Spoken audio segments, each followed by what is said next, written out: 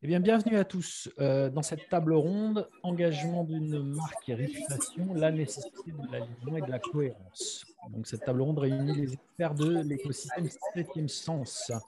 Donc, le principe, c'est d'échanger avec vous sur les différents enjeux qui rendent nécessaire d'aligner vos engagements. Donc, cette table ronde, c'est la première d'un cycle de plusieurs rencontres avec des experts de Septième Sens sur ces sujets. Alors, j'ai parlé de Septième Sens. Septième Sens, qu'est-ce que c'est? En fait, c'est un écosystème qui est l'organisateur de ces webinaires. Donc, c'est 30 à 40 experts permanents dans divers domaines qui vont de l'IA, la data, le marketing, l'organisation, jusqu'au storytelling, la psychologie, la philosophie, la formation, tout un tas d'autres domaines. En fait, c'est autant de spécialités pour autant d'idées, de points de vue, de connexions différentes pour réfléchir de manière hyper constructive sur les enjeux complexes qui sont posés par nos clients, nos partenaires, nos membres, etc. C'est un véritable bouillon de culture permanent qui est fertile, qui fécond, qui produit de la valeur et des valeurs au pluriel. Qui est prêt à se mobiliser sur les thématiques actuelles, les thématiques futures qui font et qui feront notre monde VUCA, donc volatile, incertain, complexe et ambigu. Donc, ces tables rondes, elles sont créées pour vous donner un maximum de valeur et d'éléments concrets pour votre business. Donc, les intervenants vous donneront des informations que vous pourrez poser des questions précises ayant trait à votre business, par exemple, pendant et à l'issue de chaque intervention.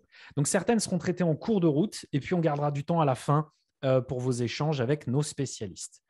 On va évoquer aujourd'hui le rôle des parties prenantes et de l'écoute qu'il est important de leur consacrer. On va parler aussi du caractère incontournable, du besoin de cohérence, d'alignement, et nos experts indiqueront pourquoi avant d'illustrer avec des exemples. On poursuivra avec le sujet de comment faire pour réussir cela. Chacun vous donnera des réponses là-dessus. Et ce sera l'occasion de détailler des exemples de méthodologies qui sont employées, par exemple, par les experts de Septième Sens pour aligner l'image rêvée d'une organisation et son image perçue, sa réputation. On prendra certaines questions en cours de présentation et d'autres dans un moment spécifique à la fin du webinaire. Alors, les questions traitées aujourd'hui. La première, c'est pourquoi les parties prenantes semblent-elles aujourd'hui prendre davantage de place dans la stratégie des entreprises? Et du coup, la question qui viendra juste après, c'est comment concilier valeur et identité profonde de l'entreprise. Pardon, comment concilier valeur et identité profonde de l'entreprise et les valeurs et les attentes des consommateurs? Donc, il y aura trois réponses différentes, mais complémentaires à ces deux questions par chacun de nos spécialistes. Donc, on va parler tout d'abord de l'identité profonde avec Clarence Michel. On va parler ensuite de la marque employeur avec Henri Allegra et ensuite du social listening par Xavier. Alors, tout d'abord, Clarence qui va nous présenter les réponses à ces deux questions. Donc, Clarence, il est passionné des valeurs, de raison d'être, du concept d'identité profonde des entreprises. Il a créé un cabinet de conseil qui accompagne les entreprises vers plus d'impact en interne et en externe. Alors, du coup, Clarence, pourquoi les parties prenantes aujourd'hui prennent-elles davantage de place? Merci Laurent, bonjour à tous. Je crois que les parties prenantes prennent de la place de plus en plus, tout simplement parce que les outils numériques, le digital comme on dit, ont amplifié à un niveau inégalé la circulation de l'information depuis le début du XXIe siècle. Il est devenu aujourd'hui encore plus essentiel d'être aligné pour se défendre plus efficacement en cas de bad buzz, par exemple, grâce au soutien de ses collaborateurs qu'il faut transformer petit à petit en ambassadeur de la marque et de ses clients qui constatent au quotidien la fidélité de la marque à ses valeurs et à ses engagements lorsqu'un travail véritable est fait sur tous ces sujets. Dans le cas contraire, on l'a vu sur un grand nombre d'acteurs, les attaques vont prendre de l'ampleur car personne ne voudra défendre la marque contre ces attaques. Elles seront même amplifiées par des témoignages, ce qu'on appelle le whistleblowing, ces employés témoins de mauvaises pratiques et qui ne vont pas hésiter et qui seront de plus en plus enclins à les dénoncer, jugeant cela inacceptable. Sur la seconde question, on peut commencer par une définition assez succincte de l'identité profonde. À mon sens, c'est le cœur du patrimoine génétique de l'entreprise. On y retrouve son histoire, ses rites, sa vision, sa raison d'être et ses engagements. Bref, tout ce qui fonde la culture d'une entreprise avec ses croyances et ses rites. Travailler ces sujets, tout le monde en parle, hein, on n'est pas les seuls. Quelques rares acteurs vont proposer du travail sérieux, d'aller plus loin que d'autres en impliquant les collaborateurs, mais peu d'entreprises prennent malheureusement le temps de faire le travail assez en profondeur et d'aller interroger non seulement sur la construction, mais aussi sur le résultat proposé. Et on estime que c'est la raison pour laquelle c'est l'origine de toutes les transformations ratées, de ne pas prendre assez le temps de travailler son identité profonde. Si je parle de sujets qui me passionnent depuis le vote de la loi Pacte, à savoir la raison d'être, c'est un sujet que j'ai analysé en détail depuis bientôt 3 ans. Eh bien, il y a plusieurs méthodologies qui existent pour tenter de la révéler, parce qu'elle doit préexister quand même au travail en question. De la simple réunion de travail à un vaste exercice de co-construction impliquant les parties prenantes internes et externes qui peut durer 1 à 2 ans, j'ai pu constater que ce qui faisait la réussite de cet exercice autour de la raison d'être, c'est pas sa durée, c'était son authenticité, en fait, tout simplement. On peut fort bien impliquer 15 000 personnes, comme l'ont fait plusieurs grands groupes.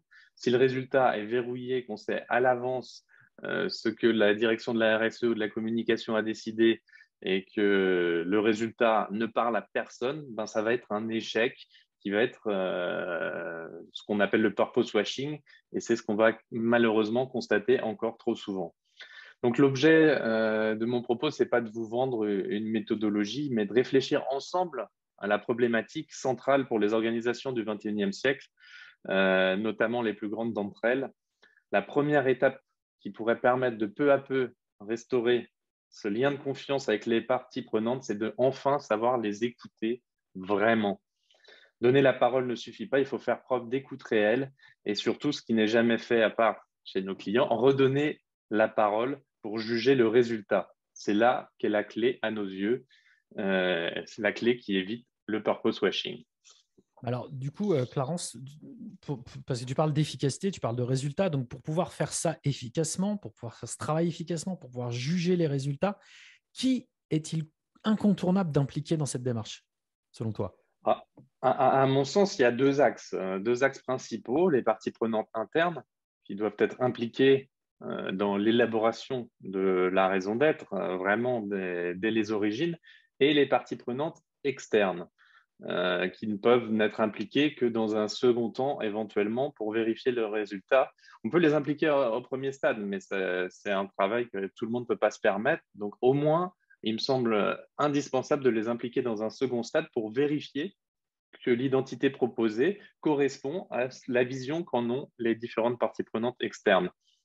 Pour faire le lien avec la suite, je voulais vous montrer ce schéma qui montre que quelques-uns des problèmes qui provoquent, si ce n'est la Great Resignation, mais au moins la perte d'implication des collaborateurs, ceux qui sont principalement, les points qui sont principalement sous-estimés, c'est d'être reconnu par l'organisation, d'être reconnu par les managers, d'avoir un sentiment d'appartenance, d'avoir des possibilités d'évolution, de faire partie d'une équipe dans laquelle la confiance règne, ou encore d'avoir une certaine flexibilité sur l'emploi du temps.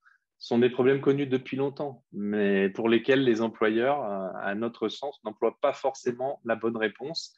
Et quand on fait un travail sur l'identité, je crois qu'on arrive très rapidement à ces grands problèmes qui vont permettre de fonder derrière une marque employeur. Mais ça, je laisserai mon camarade Henri nous en parler plus en détail ensuite. Et je voulais conclure avec un dernier chiffre. Seuls 31% des Français accordent leur confiance aux grandes entreprises, alors que 64% estiment que proposer des produits durables renforce cette confiance. Je crois que ça plaide en faveur de ce besoin de cohérence dont on parle depuis le début de cette table ronde, d'alignement et d'un travail de fond qui implique la communication marketing les ressources humaines et éventuellement de plus en plus les directions RSE, développement durable. Voilà. Ok, merci à toi, Clarence. Alors, deuxième réponse aux questions pourquoi et comment concilier valeurs et attentes de l'organisation et des talents. Eh bien, cette deuxième réponse, c'est la marque employeur et c'est Henri Allegra qui va nous en parler. Donc, Henri, il a aidé pendant plusieurs années des dizaines d'entreprises en Asie et en Europe à développer leur stratégie de marque employeur et donc mettre en adéquation leurs valeurs avec une promesse d'expérience des talents. Toujours dans le même esprit de créer un alignement autour des valeurs, Henri lance une communauté de consommateurs, de PME et de spécialistes afin de promouvoir des modèles de consommation responsables et éthiques. Alors Henri, pourquoi parle-t-on de plus en plus de ces valeurs, en particulier dans le cadre des stratégies de recrutement et de marque employeur? Et comment en faire des vrais avantages compétitifs? Merci Laurent pour cette question. Bonjour à tous. En effet, la culture et les valeurs d'une organisation sont graduellement devenues des facteurs, sinon les facteurs principaux de différenciation, justement, comme tu disais, quand on parle de stratégie d'acquisition et de rétention des talents.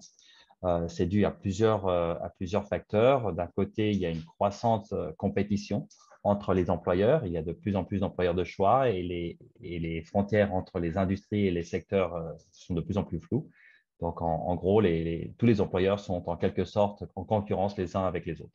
Et de l'autre côté, comme le disait justement Clarence, il y a une ubiquité de l'information, surtout numérique, et en particulier une transparence grandissante sur ce qui se passe vraiment à l'intérieur d'une entreprise, d'une organisation. Donc, pendant plusieurs années, au sein de l'équipe de conseil d'Universum, on a évalué l'attractivité des employeurs. On utilisait 40 critères, des attributs d'employeurs.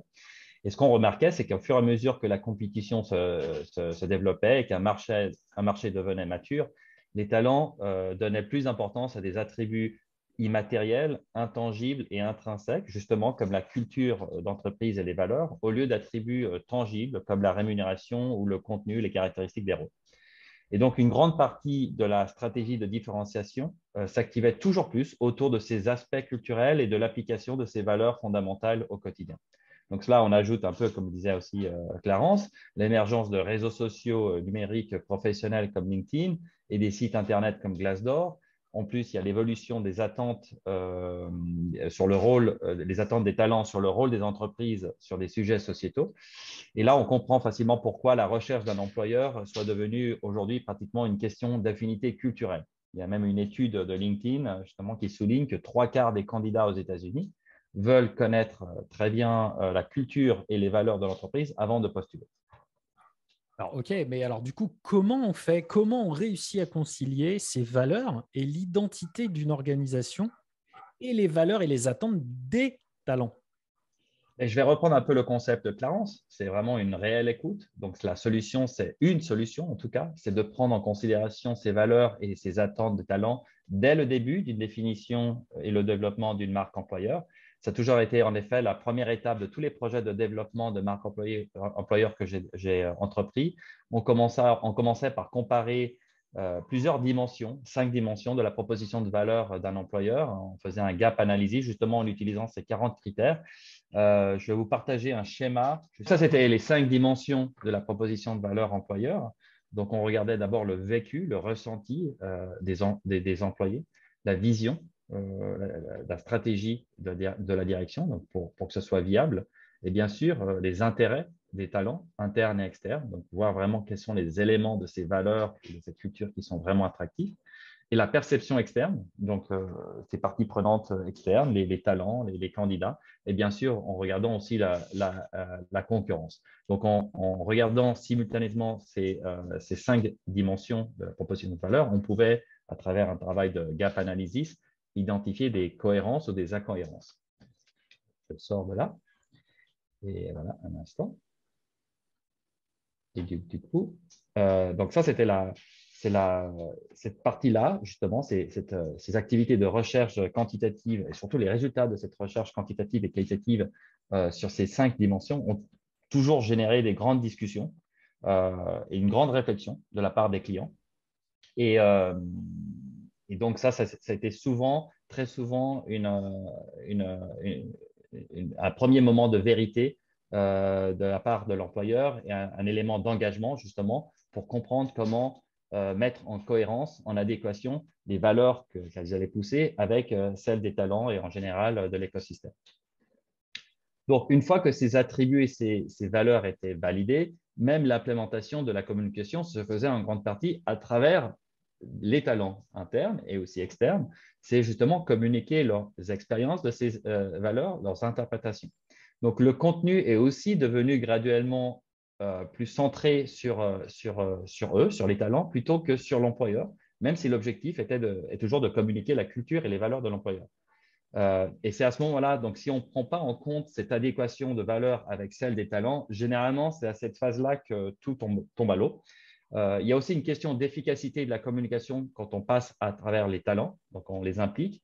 LinkedIn a observé que les messages de marque employeur qui ont un impact de 5,7 fois plus important quand ils sont partagés, ils sont portés par les employés.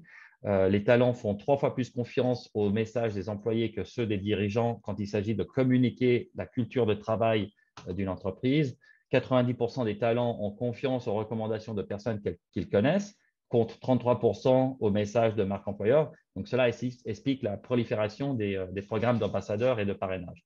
Donc, c'est en effet, comme tu disais en me présentant, c'est aussi pour cela que je me suis lancé dans la création d'un écosystème ouvert appelé Ethicor, entre consommateurs engagés et PME innovantes pour promouvoir de nouveaux modèles de consommation plus responsables. Donc, l'idée, c'est non seulement d'amener les PME porteuses d'innovation, de solutions éthiques à ouvrir leur gouvernance et justement construire un écosystème pour surmonter ces principaux obstacles de développement, mais aussi justement d'assurer très, très tôt une adéquation entre les valeurs qu'elles vont promouvoir et celles des parties prenantes de leur écosystème en incluant les consommateurs et les futurs talents. Ok, merci Henri pour ces réponses. Alors, troisième réponse envisageable, jamais 203, à la question comment concilier les valeurs et les attentes de l'organisation et des consommateurs ou des talents, selon le domaine dans lequel on travaille, le social listening. Et c'est Xavier qui va nous présenter ça, Xavier Valderon. Donc Xavier, c'est un data scientist, il est spécialiste du social listening. Donc il met à profit les leviers de la data science, selon si on veut le dire en anglais ou en français, pour pousser davantage les processus d'analyse et de la donnée texte et démocratiser la compréhension de la data et de ses insights à travers du data storytelling et des formations. Xavier. Merci Laurent, bonjour à toutes et à tous. Donc oui, en effet, je vais vous parler aujourd'hui du social listening dans le contexte de cet alignement entre entreprises et leurs parties prenantes. Les entreprises ont pris conscience, déjà depuis plus de 10 ans, de l'importance des conversations en ligne. Mais jusqu'ici, on s'est surtout concentré sur l'aspect purement consommateur. En fait, le social listening a été la chasse gardée des communicants et des marketeurs avec des applications directement opérationnelles, comme la création de contenu, les gestions de communautés, relations influenceurs, préparation et impact de campagne, gestion de crise, etc. Et en fait, la partie des conversations qui n'étaient pas directement des avis consommateurs était considérée comme du bruit inaudible, quelque part. Mais ce bruit est en fait l'image de la complexité des parties prenantes. Le consommateur est aussi un employé, un électeur, un citoyen avec des convictions, des valeurs, des attentes vis-à-vis des entreprises. Et en fait, c'est le fait de tirer un sens de cette complexité, de déchiffrer ce bruit qui nous amène vers des applications qui ne sont plus juste opérationnelles, mais très stratégiques et qui vont impacter la raison d'être profonde de l'entreprise. Et c'est dans ce cadre-là, en fait, que les études de social aligning, comme je les appelle, vont permettre cet alignement par le prisme des médias en ligne. D'accord.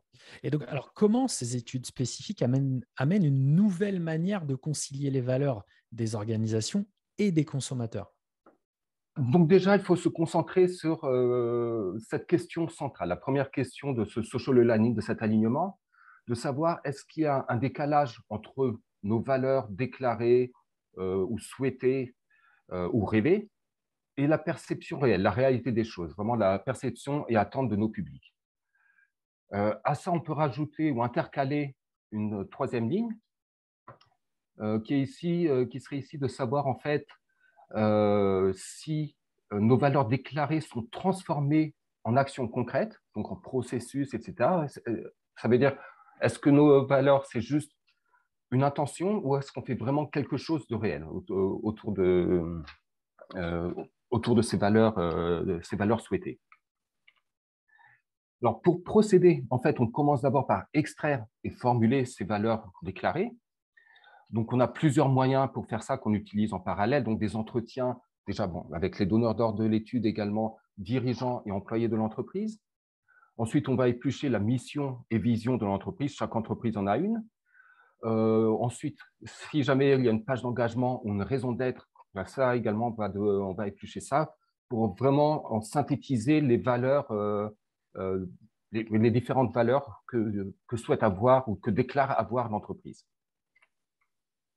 Ensuite, quand on va établir un périmètre de cette étude, bien sûr, on va commencer par se concentrer sur la marque avec des questions telles que nos engagements sont-ils mentionnés ou commentés par les internautes?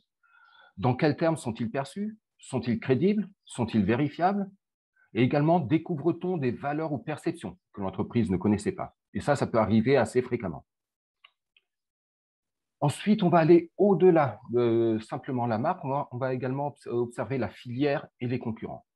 Alors, les questions qu'on va se poser sur la filière, c'est quelles sont les attentes et préoccupations du public sur certaines thématiques, sans notion de marque. Également, quels sont dans le temps les événements constituants de la crédibilité ou de la défiance?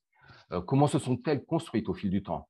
En général, ce n'est pas un événement unique qui va impacter durablement la perception du public, mais en fait une répétition, une succession d'événements. Par exemple, tout ce qui est notre perception du secteur financier ou sécurité sanitaire des aliments, ce n'est pas un événement unique qui les a constitués, c'est une succession, une suite d'événements. Et dans ce cadre-là, on va également s'intéresser à nos concurrents. Alors ici, on ne cherche pas à aligner nos valeurs avec celles de nos concurrents, ni à les imiter. Ce qu'on va chercher à savoir, c'est s'il y a un transfert des événements ou perceptions de nos concurrents sur la filière en général et donc sur nous. Par exemple, là-dessus, il y aurait une métrique qui peut être très simple, c'est ça, tout simplement l'association d'une marque à un événement. Sur quelques petites études que j'avais faites, par exemple sur le scandale du Dieselgate, Volkswagen représentait plus de 90% d'association avec le scandale. Donc, si je suis Renault ou un autre concurrent, je peux dormir plus ou moins tranquille. Par contre, il y avait une autre affaire qui remonte à plus longtemps, peut-être 10 ans, dite l'affaire de l'huile de moteur ukrainienne. En fait, c'était de l'huile alimentaire d'une marque française qui comportait une part importante d'huile de moteur. Donc, ça avait fait un scandale à l'époque. Mais là, la marque incriminée, que je ne vais pas citer, en fait, n'était associée qu'à moins de 5% aux conversations. Donc, en fait, c'est un danger réputationnel en termes de crédibilité pour tous les acteurs du secteur parce que cet événement, cette perception n'est pas associée à une marque spécifique, mais en fait est transférée sur tout le secteur. Donc, ici, on va définir tout ce périmètre, formaliser toutes nos questions de départ. Donc, on en a mentionné certaines. En général, on en a bien d'autres.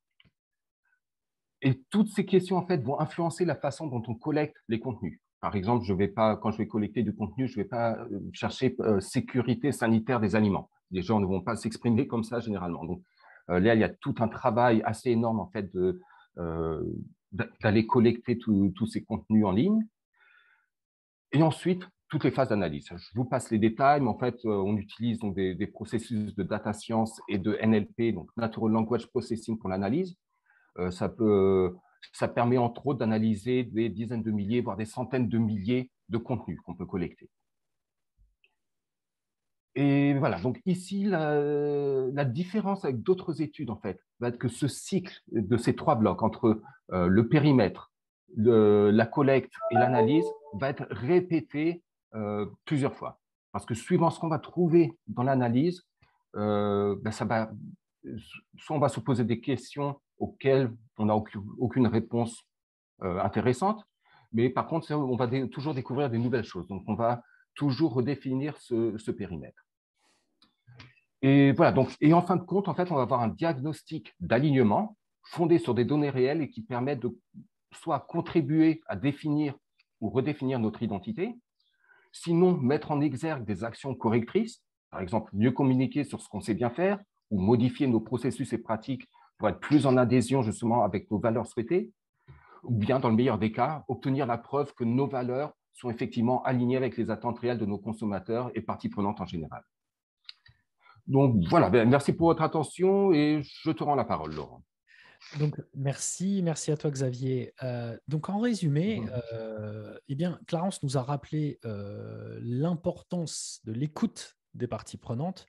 Henri nous a parlé de l'importance pour toute stratégie de marque employeur de mettre en adéquation les valeurs et la culture d'entreprise avec les ressentis et les attentes des talents et d'impliquer les talents dans la communication de ces valeurs.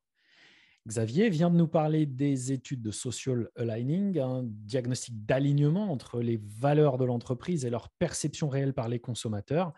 Ces études sont effectuées au travers le spectre des médias sociaux. Donc, merci à vous trois. Je crois qu'on peut vous remercier de toute votre expertise sur ces sujets. Merci d'avoir pris le temps pour ce webinaire. Et maintenant, c'est à vous. C'est à vous. Alors, soit en vous exprimant directement via soit votre caméra, soit votre micro, ou si vous ne souhaitez pas nécessairement prendre la parole ou être enregistré, vous pouvez simplement mettre dans le chat et nous, on prendra votre question avec plaisir. Donc, quels sont les points sur lesquels vous souhaitez revenir? Quelles sont les questions que vous souhaitez poser? Peut-être les points que vous souhaitez interroger. À vous la parole. Quelles sont vos questions? Eh bien, oui. Thierry, vas-y. Oui, c'est question plutôt et remarque, et pour le prendre un petit peu dans l'ordre de se dérouler par rapport à ce que disait Clarence sur cet alignement entre déjà le consommateur, cette partie prenante qui est le consommateur, et puis les valeurs de l'entreprise. Valeurs soit qu'on peut considérer comme promues dans une raison d'être, ou soit de fait par ses produits. Et l'exemple que j'aime beaucoup, c'est toujours Ferrero. Et Ferrero est plus sur des valeurs de ses produits, c'est-à-dire l'empathie qu'apporte du Nutella, qu'apporte des Ferrero Rocher ou qu'apporte des Kinder. Et on voyait bien, on en a déjà souvent discuté avec Clarence, on voyait bien que déjà, ils n'avaient pas, grâce à l'empathie qu'ils avaient, ils n'avaient pas forcément besoin d'en surajouter par rapport au problème de l'huile de palme, puisque l'huile de palme est quand même quelque chose qui fait partie des problèmes RSE, mais a fait un certain minimum et avait une tactique de communication, une stratégie de communication qui était plutôt de répondre à des attaques sans perdre de temps, comme l'expliquait le responsable RSE de Ferrero. Et a priori, ça suffisait. Si on regarde certains indicateurs, les consommateurs étaient particulièrement heureux et contents. Ce n'est pas un contre-exemple, c'est juste que le produit apportait suffisamment de sympathie. Par contre, on voit que tout ça est en train peut-être d'être balayé par leur dernier problème sanitaire, qui est un des problèmes sanitaires les plus importants qui existent. Même les problèmes de Lactalis étaient peut-être inférieurs par rapport à ça. Et ils se sont retrouvés avec justement un gros problème. Et heureusement qu'ils avaient un capital sympathie, certainement. Mais on voit qu'ils ont fait beaucoup de mécontents par leur arbitrage, c'est-à-dire qu'ils n'ont pas mis trop de temps à réagir, quoi qu'on leur reprochera, mais de toute façon, on reproche tout le temps aux gens de mettre du temps à réagir, enfin aux entreprises de mettre du temps à réagir. Mais quand ils ont réagi, ils ont proposé des dédommagements, puisque c'était à la période de Pâques. À la période de Pâques, tout le monde avait fait ses provisions d'œufs Kinder et avait fait des dépenses plus ou moins importantes. Et ils ont ramené juste des bons d'achat qui ne représentaient pas forcément la valeur de l'achat réel. Et on a vu sur les réseaux sociaux, eh bien, évidemment, beaucoup de mécontentements qui se sont produits. Et là encore, on a vu Ferrero de faire, certes, à chaque mécontentement, de renvoyer un petit message laconique en disant « envoyez ça en message privé, envoyez-moi vos coordonnées ». Mais on les a vus encore sur la même tactique, c'est-à-dire de défense et non pas trop d'anticipation. Peut-être que l'anticipation était peu possible, puisque vous savez certainement que, bon, vous ne savez pas forcément, mais il y a eu 3000 tonnes qui ont été rapatriées, ce qui représente des millions d'euros réellement, et un remboursement trop systématique et son contrôle trop drastique qui allait peut-être mettre en péril la société. Donc on voit en fait, dans l'exemple pour donner la parole tout de suite après à Clarence, on voit déjà qu'ils sont dans un système à l'ancienne, mais dans le système à l'ancienne, ils ont des outils qui sont les réseaux sociaux, il faut bien les gérer. On a donc, voilà ma question, enfin ma remarque et ma question, c'est qu'est-ce qu'on peut faire dans ces cas-là? Qu'est-ce qu'on peut faire pour équilibrer un capital de sympathie ou des valeurs et des réalités immédiates qui peuvent mettre terriblement en péril l'entreprise. De la part même du directeur général de Ferrero, ils ont fait que 40% de leur chiffre d'affaires sur la période de Pâques, qui est la toute cette période pour eux, et 60% de leurs consommateurs qui étaient satisfaits ont une image maintenant négative d'eux, selon les paroles du directeur général. Voilà. Clarence, comment tu vois les choses par rapport à ça? Merci. Je crois qu'on est face à un problème classique de communication de crise. Donc, en communication de crise, il faut toujours déployer je ne suis pas un grand spécialiste du sujet, mais j'ai quelques formations sur le domaine. Il faut toujours communiquer, avoir préparé ses messages à l'avance, être extrêmement transparent par rapport aux informations pour ne pas avoir quelque chose à rallonge, parce que on sait qu'une fois qu'il y a une brèche, toute l'attention médiatique va être sur la société, donc il vaut mieux maîtriser le message. Après, dans le cas de Ferrero, je pense que ce qui serait intéressant, c'est d'avoir leur réponse à eux un peu plus à froid. Je suis en contact avec leurs équipes. Ils avaient accepté de venir dans une de mes émissions Purpose Info ou Purpose Info Focus. Donc, j'espère qu'on aura bientôt le plaisir d'avoir leur propre réponse à toutes tes questions, Thierry. Merci Clarence pour cette réponse. Alors, on a une question dans le chat d'Henri Chély. Merci pour ta question. Comment est mesuré le niveau d'alignement ou de non-alignement? Quelle est l'unité? Qui prend la main? Henri Allegra, vas-y. Je peux parler sur la partie marque employeur. C'était justement quand on faisait cette gap analysis. Donc, on le voyait de façon quantitative et qualitative. Je vais vous partager quelque chose. J'ai retrouvé un truc. Attends, rien. Et là, vous pouvez voir visuellement à quoi ça ressemble. Vous me dites si vous voyez bien l'écran. Ça arrive. Voilà, c'est bon. Si tu peux le mettre en plein écran, c'est parfait. Voilà. Et donc, de façon qualitative, quand on demandait justement à ces parties prenantes, la direction, les employés, mais aussi extérieurement, de définir l'employeur en quelques mots. Donc, des fois, on voyait un certain alignement avec ce nuage de mots, mais des fois, il y avait des mots. Et là aussi, comme je disais avant, c'était toujours des grandes discussions parce qu'ils voyaient des mots disparaître et des mots apparaître. Donc, des fois, on mettait les différentes parties prenantes, on les comparait. Des fois, on testait même ces valeurs ou ces attributs qui étaient déjà en communication. Et là, vous voyez, c'est intéressant, c'est la différence entre ce que les employés reconnaissent de vivre au quotidien et ce que dans les entretiens avec le management, qui disait est-ce que ces valeurs sont bien démontrées dans l'organisation. Donc, des fois, il y a des gros décalages qu'on voyait learning, l'apprentissage, seulement un tiers des employés et 2 tiers des managers. Donc, on voyait ces décalages et des fois, c'était assez aligné tout ça. Donc, il y avait de façon quantitative et qualitative, on arrivait à identifier où étaient les plus grands décalages et les plus grands alignements. Justement, on disait où il y a un alignement, c'est un terrain fertile de communication. Donc, c'est juste une question de communication. Après, il faut voir si c'était un des éléments de différenciation. Et où il y avait des grands décalages, bien sûr, c'était communication et peut-être autre chose à faire. Donc, ça c'était assez facile à identifier. Après, la difficulté, c'était comment résoudre ce décalage. Est-ce que cela répond à la question, Henri? Oui, parce qu'en fait, c'est un domaine que je ne connais pas bien, donc c'est intéressant de voir comment. C'est toujours le problème de la mesure. Souvent, le problème du qualitatif, c'est que, ouais, d'accord, mais il faut avoir des valeurs, et souvent, les gens aiment bien qu'il y ait des valeurs. On compare pour pouvoir dire, là, il y a un gap, là, il y a ceci, il y a cela. Sinon, les mots qui disparaissent comme ça, c'est pas. Souvent, le management a du mal, quoi. Oui, d'accord, mais bon, mais moi, quoi encore? Voilà, donc les unités sont intéressantes, j'ai bien compris. C'est bien, c'est une manière de. Merci. Ok, la difficulté de la difficulté de mesurer la complexité humaine. Absolument. Ok. Moi, j'ai une question pour Xavier. Oui.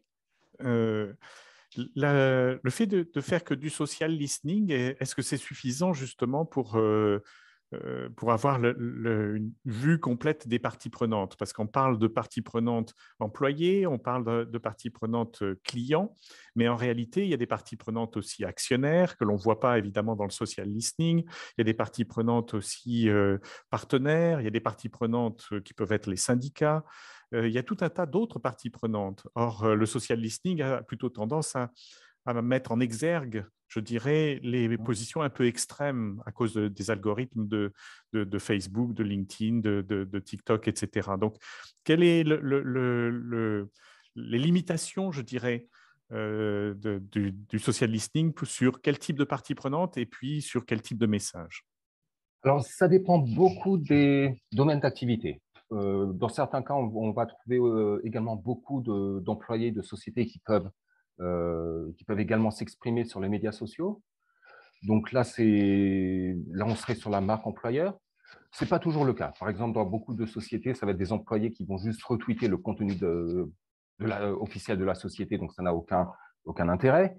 Par contre, dans d'autres cas, j'avais eu un cas où c'était un opérateur au sol en Suisse, qui, dans un aéroport suisse, enfin dans toute la Suisse, qui voulait surveiller toutes les compagnies aériennes avec lesquelles il traite. Donc, c'était environ 300 compagnies aériennes, et où il regardait les signaux faibles. C'était une sorte de radar pour savoir s'ils avaient des problèmes financiers. Donc là, on regardait plus dans la presse en ligne, ou s'il y avait des problèmes peut-être de mouvements sociaux, où il pourrait y avoir des grèves.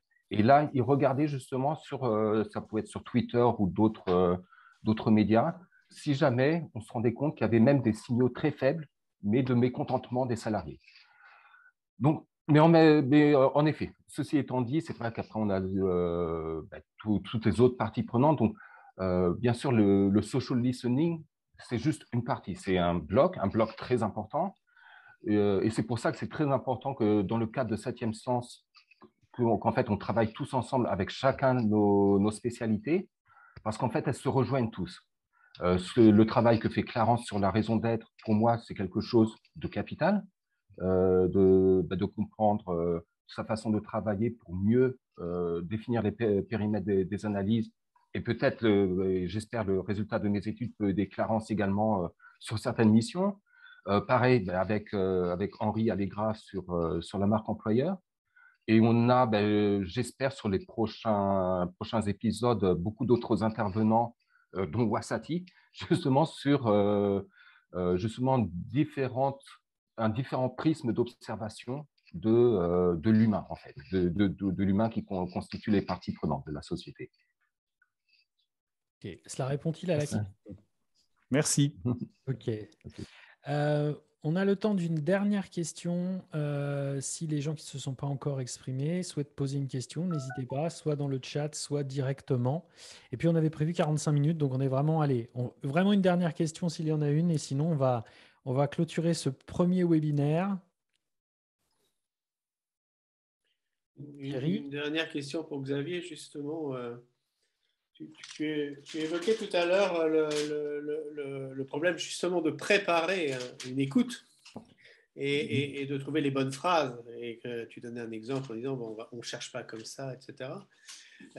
Justement, quel est l'intérêt vois-tu un intérêt et utilises-tu cet intérêt de l'IA pour aller justement faire des champs sémantiques et qui permettent automatiquement de trouver un regroupement de mots qui vont faire sens dans la logique que tu cherches. Je ne sais pas si j'ai été très clair. Non, complètement.